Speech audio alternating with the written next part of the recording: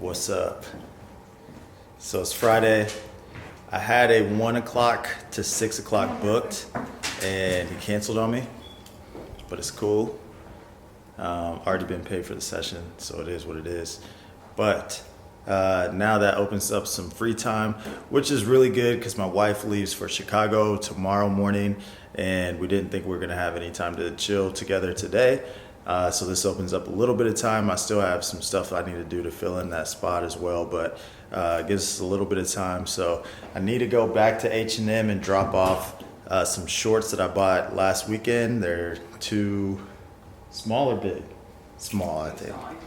Yeah, I just didn't really dig them. So about to go take those back, probably go get something to eat. Yeah, about to go get it in. So I said the 1 to 6 o'clock session got booked or got canceled. I also have a 7 to 10 tonight, so. Oh, I forgot my phone. Sorry.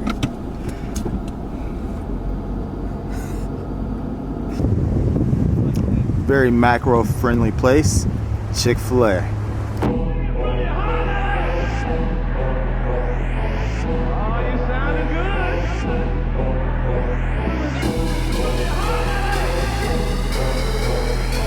So we just ate at Chick-fil-A. Got me one grilled chicken sandwich and then a regular Chick-fil-A sandwich. I don't even know what you call it, but real good, delicious. About to head into H&M and return these shorts.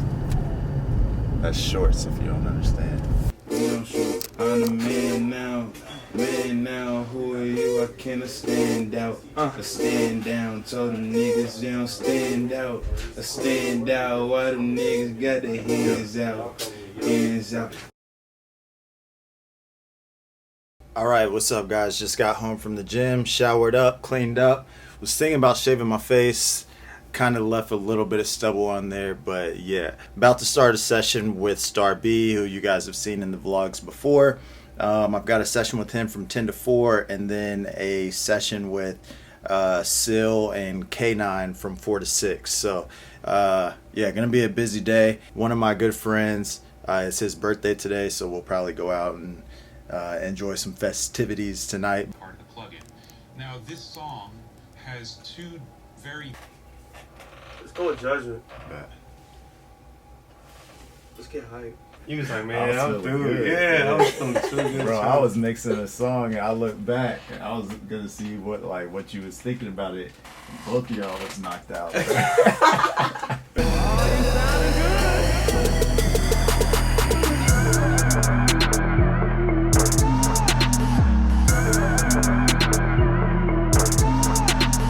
don't know how it would feel, because even if you punched in, you would still have to say that thunder line to try and match up your tone and energy. You know what I'm saying? So, Cause I like the way I'm flowing into it. The Right. energy I got right there is dope. If I Yeah. can like nail that with that same energy, then Right. it'd be A1. It's just nailing it. yeah. Jutsu. Come on, ball. You know, I ain't been in here in so long.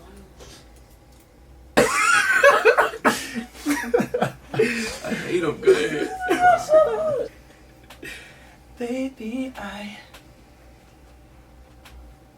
You go for that story. No, yeah. leave that. Yeah, I might leave that part. Yeah. Should have been like kind of slowed down, like not super deep, but kind of. It's bark. Every night I say a prayer. Okay. What's going on, fam? So it's Sunday, and as I mentioned, I went out last night with my boy Brandon for his birthday. Long night, didn't get home till like 4. We didn't go too hard, but at the same time, I don't drink very often, so I was kind of feeling myself a little bit, got a little loose, but back in the studio, it's Sunday, getting ready to go run some sprints. Then I'm going down with my brother to see my dad and stepmom for a little bit, but I got some cool news. So if you remember about a week ago, or maybe 2 weeks ago in a vlog, I was recording Reese and he had brought in a U87. So actually it was his friend Remy who owns the U87. He was here that day as well. And yeah, he hit me up yesterday and was just like, yo, man, I want to drop the U87 off with you and let you put it to use. So he's letting me borrow it for a couple weeks, and we'll see how it goes. But yeah, currently we have a U87 in the studio.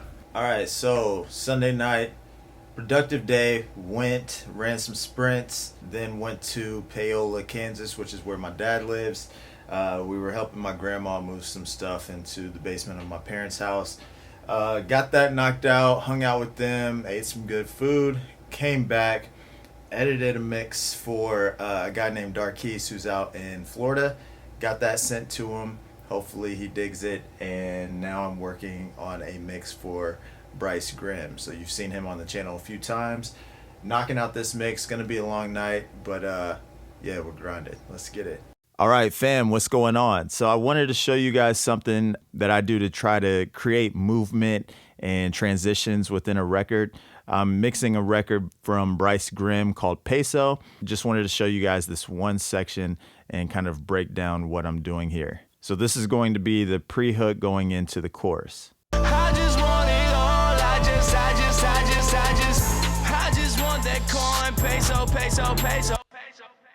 All right, so I'm nowhere close to being done with the mix. You know, I've kind of pre-mixed his vocals a little bit, and as far as EQ and compression goes, I haven't done anything to the beat yet. So my first thing that I do is set levels. So I go through each track and try to assign roles. I decide what's going to be a lead, what is each element saying in the beat, and where should it be sitting. So that's first and foremost. Second, before I start adding EQ and compression, I like to create a little bit of movement and transition. So what I mean by that is taking elements like this sound